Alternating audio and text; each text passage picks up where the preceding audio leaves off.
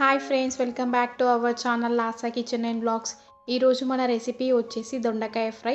దొండకాయ ఫ్రై చాలా టేస్టీగా అండ్ ఈజీగా ఎలా తయారు చేసుకోవాలో చూద్దాం. ముందుగా దొండకాయలు కట్ చేసి పెట్టుకోవాలి. తర్వాత ప్యాన్ పెట్టి అందులో 3 to 4 టేబుల్ స్పూన్ ఆయిల్ వేయాలి.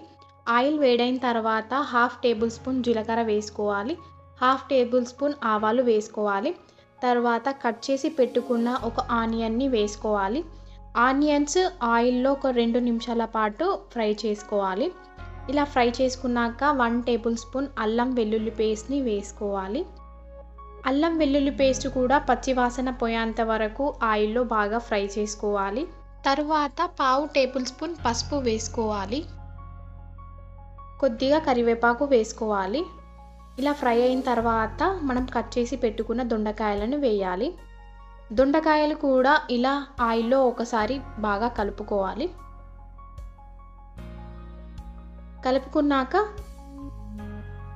మూత పెట్టి ఒక 10 నిమిషాల పాటు సిమ్లో పెట్టి ఫ్రై చేసుకోవాలి. చూడండి, దొండకాయ బాగా ఉడికింది. ఇప్పుడు 1 టేబుల్ స్పూన్ కారం వేసుకోవాలి. రుచికి సరిపడా ఉప్పు వేసుకోవాలి. 1 టేబుల్ స్పూన్ ధనియాల పొడి వేసుకొని బాగా ఫ్రై చేసుకోవాలి. ఇలా ఫ్రై చేసుకొని 1 నిమిషం పాటు కుక్ చేసుకోవాలి. తర్వాత కొత్తిమీర వేసి స్టవ్ ఆఫ్ చేసుకోవాలి. అంతే, ఎంతో సింపుల్ అండ్ టేస్టీగా ఉండే దొండకాయ fry ready.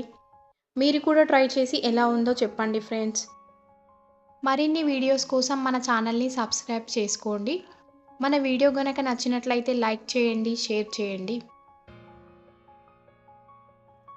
Thanks for the watching.